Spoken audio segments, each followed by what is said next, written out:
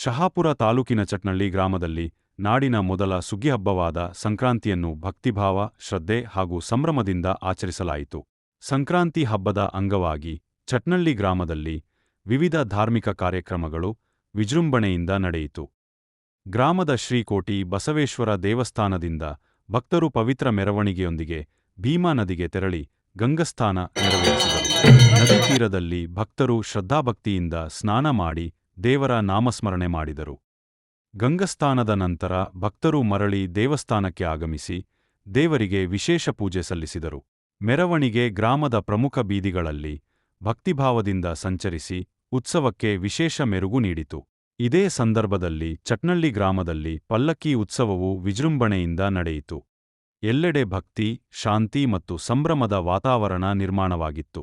ಈ ಎಲ್ಲ ಧಾರ್ಮಿಕ ಕಾರ್ಯಕ್ರಮಗಳಲ್ಲಿ ಗ್ರಾಮಸ್ಥರು ಹಾಗೂ ಭಕ್ತರು ಹೆಚ್ಚಿನ ಸಂಖ್ಯೆಯಲ್ಲಿ ಭಾಗವಹಿಸಿ ಸಂಕ್ರಾಂತಿ ಹಬ್ಬವನ್ನು ಅರ್ಥಪೂರ್ಣವಾಗಿ ಆಚರಿಸಿದರು.